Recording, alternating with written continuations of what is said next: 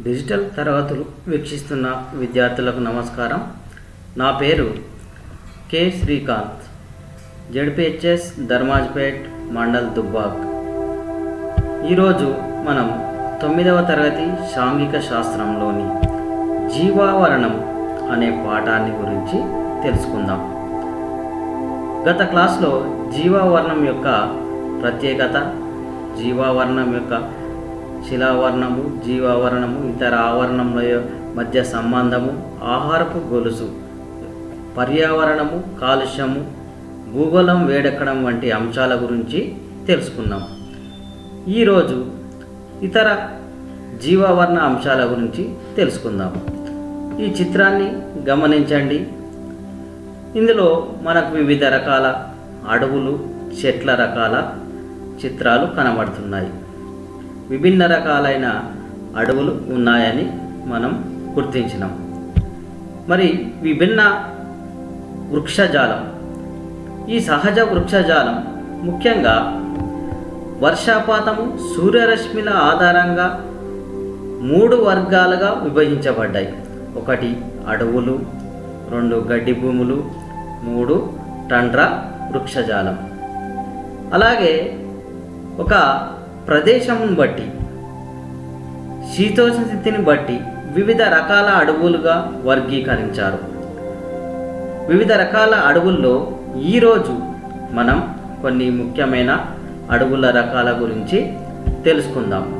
అవి ఉష్ణమండల సతత హరిత అడవులు, ఉష్ణమండల ఆకురాల్చు అడవులు, సమశీతోష్ణ మండల సతత హరిత అడవులు, సమశీతోష్ణ మండల ఆకురాల్చు అడవులు గురించి ఈ క్లాస్ ద్వారా తెలుసుకుందాం. ఈ చిత్రాన్ని గమనించండి. ఇక్కడ చూసినట్టయితే మనకు దట్టమైన అడవులు, చెట్లు కనబడుతున్నాయి. నేల కనబడనంత వీలుగా అడవులు కనబడుతున్నాయి. మరి ఈ రకమైన అడవులను ఉష్ణమండల సతత హరిత అడవులుగా పిలుస్తారు. మరి ఈ దట్టమైన అరణ్యాలని ఉష్ణమండల వర్షారణ్యాలుగా పిలుస్తారు. ఎందుకంటే ఇక్కడ అత్యధిక వర్షపాతం కురుస్తుంది కాబట్టి. అలాగే ఈ ఉష్ణమండల సతత హరిత అడవులు విస్తరణ చూసినట్టయితే ముఖ్యంగా భూమధ్యరేఖ ప్రాంతము, ఉష్ణమండల ప్రాంతాల్లో ఉంటాయి. ఈ భూమధ్యరేఖ ప్రాంతం ఇరువైపులా అత్యధిక ఉష్ణోగ్రత, అత్యధిక వర్షపాతం కలిగి ఉంటుంది. కాబట్టి ఇక్కడ దట్టమైన అడవులు పెరుగుతాయి. ఇవి ఎప్పటికీ వర్షం కురవడం వల్ల ఇక్కడ ఉండే చెట్లు ఆకులను రాల్చవు, ఎప్పుడు పచ్చగా కనబడతాయి. కాబట్టి ఎల్లప్పుడూ పచ్చగా, ఆకుపచ్చగా ఉంటాయి. కాబట్టి వీటినే సతత హరిత అడవులుగా పిలుస్తున్నారు. మరి ఈ రకమైన అడవుల్లో పెరిగే చెట్లు ముఖ్యంగా రోజ్వుడ్, ఎబోనీ, మహాగని వంటి ముఖ్యమైన చెట్ల రకాలు ఇక్కడ పెరుగుతాయి. ఈ చెట్లు బాగా ఎత్తుగా పెరిగి దట్టంగా పెరిగి దగ్గరగా చాలా పెద్దగా పెరుగుతాయి. ఈ రకమైన చెట్ల నుండి వచ్చే కలప చాలా గట్టిగా, కఠినదారు వృక్షాలు ఇక్కడ పెరుగుతాయి. ఇవి వాణిజ్యపరంగా అంతగా ఉపయోగపడవు. మరి ఇక్కడ ఈ దట్టమైన అరణ్యాల్లో పెరిగేటి ముఖ్యంగా గడ్డి పెరగదు కాబట్టి సూర్యరశ్మి భూమి తాకని విధంగా ఈ చెట్లు దగ్గరగా అల్లుకుపోవడం వల్ల చెట్ల మీద పెరిగే జంతువులు మాత్రమే ఇక్కడ ఎక్కువగా ఉంటాయి. అవి ముఖ్యంగా పక్షులు, సరీసృపాలు జాతికి చెందిన వంటి జంతువులు, పాములు, తొండలు, అలాగే చెట్ల మీద పెరిగే కోతులు, కీటకాలు, అనేక రకాల కీటకాలు ఇక్కడ ఉంటాయి. మరొక చిత్రాన్ని చూడండి. ఇవి చూసినట్టయితే మనకు ఆకులను రాల్చబడి కనబడుతున్నాయి. కాబట్టి ఈ రకమైన అడవులను ఉష్ణమండల సతత ఆకురాల్చు అడవులుగా పిలుస్తారు. ఇవి ఇక్కడ ఋతువులు ఏర్పడతాయి. వానాకాలము, చలికాలము, వేసవికాలం వంటి. ఈ వేసవి కాలంలో బాష్పోత్సేకాన్ని తట్టుకోవడానికి ఎండాకాలంలో ఆకులను రాలుస్తాయి.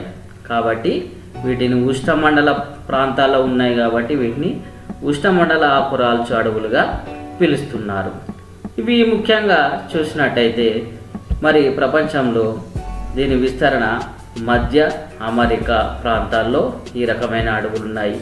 అలాగే భారతదేశంలో అధిక భాగం ఉష్ణమండల ఆకురాల్చు అడవులు ఉన్నాయి. అలాగే ఆస్ట్రేలియా ప్రాంతంలో కూడా ఈ రకమైన అడవులు ఎక్కువగా ఉన్నాయి. అలాగే ఈ ఉష్ణమండల ఆకురాల్చు అడవులు ముఖ్యంగా వాణిజ్యపరంగా చాలా ముఖ్యమైన అడవులు.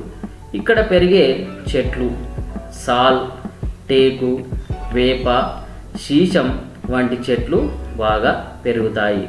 ఈ రకమైన చెట్లు వాణిజ్యపరంగా ఉపయోగకరమైనవి. మనకు గృహ నిర్మాణ సామాగ్రి తయారు చేయడానికి, భవన నిర్మాణానికి కావలసినవి, ఇతర రవాణా సాధనాలు తయారు చేయడానికి ఈ రకమైన చెట్ల నుండి వచ్చే కలపను ఉపయోగిస్తారు. ఇక్కడ పెరిగే ముఖ్యమైన జంతువులు ఏనుగులు, సింహాలు, పులులు, అలాగే కొండముచ్చులు, కోతులు, ఇతర పక్షులు, భారతదేశంలో పెరిగే జంతువులు ఇక్కడ మనకు పెరుగుతాయి. ఈ చిత్రాన్ని చూడండి. ఇక ఈ రకమైన అడవులను సమశీతోష్ణ మండల సతత హరిత అడవులు అని పిలుస్తారు. ఈ సమశీతోష్ణ మండల సతత హరిత అడవులు ముఖ్యంగా మధ్య అక్షాంశాలు తీర ప్రాంతాల్లో, మధ్య అక్షాంశాల్లోని తీర ప్రాంతాల్లో ఈ రకమైన అడవులు ఉన్నాయి. ఆగ్నేయ అమెరికా ప్రాంతంలో, అలాగే ఆగ్నేయ బ్రెజిల్ ప్రాంతంలో ఈ రకమైన అడవులు ఉన్నాయి. అలాగే ఖండాల తూర్పు అంచులు, తూర్పు ఆఫ్రికా ఖండం యొక్క తూర్పు భాగంలో, అలాగే చైనా, దక్షిణ చైనా ప్రాంతంలో ఈ రకమైన అడవులు ఉన్నాయి. ఆ తూర్పు ప్రాంతమైన ఆస్ట్రేలియా ప్రాంతంలో ఈ రకమైన అడవులు ఎక్కువగా ఉన్నాయి. ఈ అడవుల్లో పెరిగే ముఖ్యమైన చెట్ల రకాలు ఇవి గట్టి కలపనిచ్చే చెట్లు ఉంటాయి, మెత్తని కలప కలిగిన చెట్లు కలిగి ఉంటాయి. ఇక్కడ ముఖ్యంగా ఓక్, ఫైన్, నీలగిరి వంటి చెట్లు పెరుగుతాయి. ఈ చిత్రాన్ని చూడండి. ఈ రకమైన అడవులను సమశీతోష్ణ మండల ఆకురాల్చు అడవులుగా పిలుస్తారు. ఈ రకమైన అడవులు ముఖ్యంగా మనకు ఈ రకమైన అడవులు పశ్చిమ యూరప్ ప్రాంతంలో, అలాగే చైనాలోని ప్రాంతాల్లో, అలాగే మనకు ఆస్ట్రేలియా ప్రాంతంలో, న్యూజిలాండ్ ప్రాంతంలో, అలాగే మనకు చీలీ ప్రాంతంలో ఎక్కువగా ఈ రకమైన అడవులు ఉంటాయి.